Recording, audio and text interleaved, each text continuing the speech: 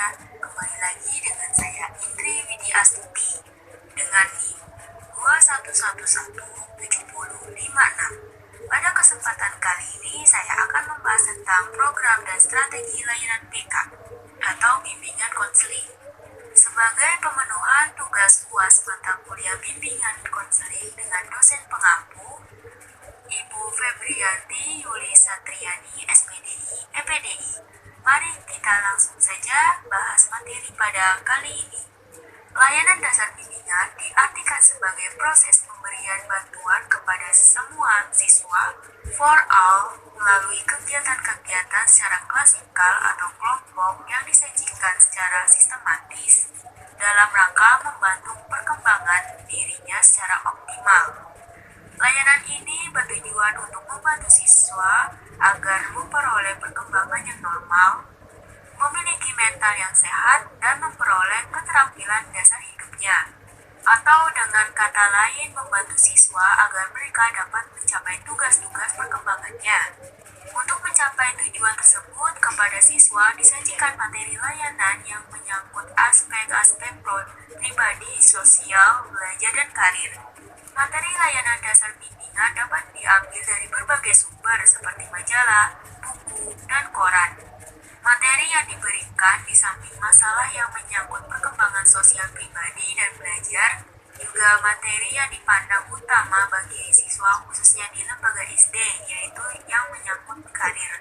Materi-materi tersebut diantaranya, yang pertama ada fungsi agama kehidupan, yang kedua pengembangan self-esteem, yang ketiga pengembangan motif berprestasi, yang keempat keterampilan pengambilan keputusan, yang kelima keterampilan pemecahan masalah, yang keenam keterampilan hubungan antara pribadi atau berkomunikasi, yang ketujuh memahami keragaman lintas budaya, yang terakhir perilaku yang bertanggung jawab. Dan juga ada syarat program bimbingan di sekolah menurut HM Umar dan kawan-kawan sebagai berikut. Yang pertama, program bimbingan itu hendaknya dikembangkan secara berangsur-angsur atau tahap dengan melibatkan semua staf sekolah dan perencanaannya. Yang kedua, program bimbingan itu harus memiliki tujuan yang ideal dan realitas dalam perencanaannya. Yang ketiga, program bimbingan itu harus mencerminkan komunikasi yang kontinu antara semua anggota staf sekolah yang bersangkutan. Yang keempat, program bimbingan itu harus menyediakan atau memiliki fasilitas yang diperlukan. Yang kelima, program bimbingan itu harus disusun sesuai program pendidikan dan pengajaran di sekolah yang bersangkutan. Program bimbingan harus memberikan kesempatan untuk melaksanakan penilaian terhadap diri sendiri untuk menjamin keseimbangan pelayanan bimbingan dalam hal berikut. Yang pertama, pelayanan kelompok dan individual. Yang kedua, pelayanan yang diberikan oleh berbagai jenis petugas bimbingan. Yang ketiga, penggunaan alat pengukur atau teknik alat pengumpulan data yang objektif dan subjektif. Dan juga, program bimbingan ini memberi kesempatan untuk berpikir, merasakan, dan berbuat dalam penggunaan sumber-sumber di dalam sekolah dan di luar sekolah yang bersangkutan.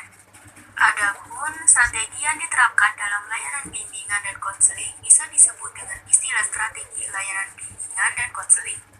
Berikut merupakan strategi-strategi yang dapat digunakan dalam beberapa layanan yang ada dalam bimbingan dan konseling ini. Yang pertama yaitu bimbingan klasikal.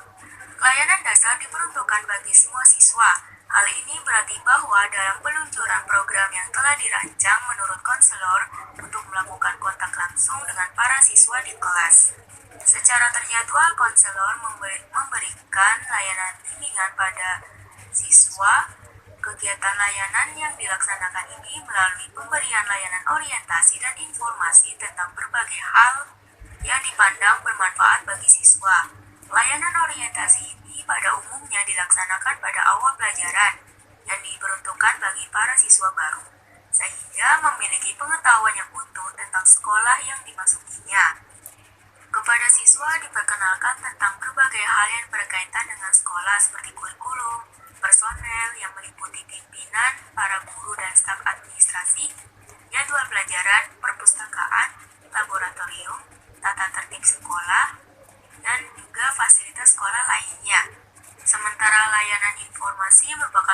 bantuan yang diberikan kepada para siswa tentang berbagai aspek kehidupan yang dipandang penting bagi mereka, baik melalui komunikasi langsung maupun tidak langsung, yaitu melalui media cetak maupun elektronik seperti buku, brosur, pamflet, majalah, dan internet. Yang kedua ada bimbingan kelompok.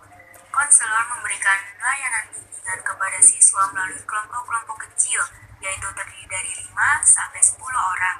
Bimbingan ini ditujukan untuk merespon kebutuhan dan minat para siswa.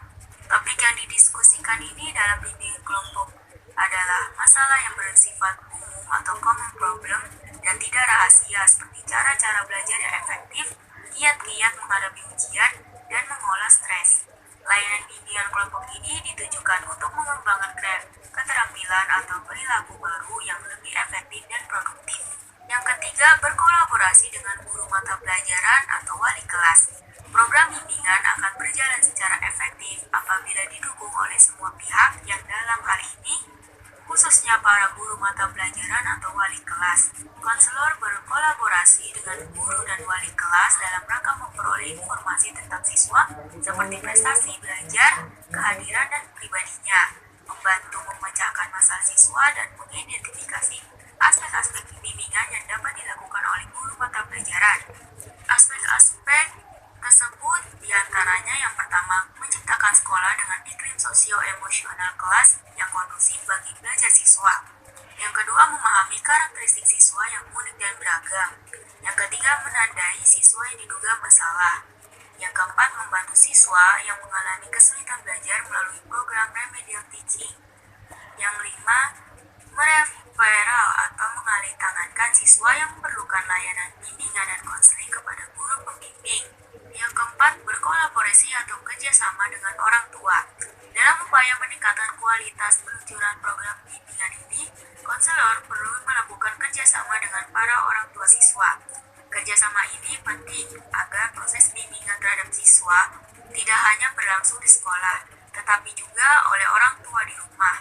Melalui kerjasama ini memungkinkan terjadinya saling memberikan informasi, pengertian, tukar pikiran antara konselor dan orang tua dalam upaya pengembangan kompetensi siswa atau memecahkan masalah yang mungkin dihadapi siswa. Nah, itu saja materi yang saya bahas.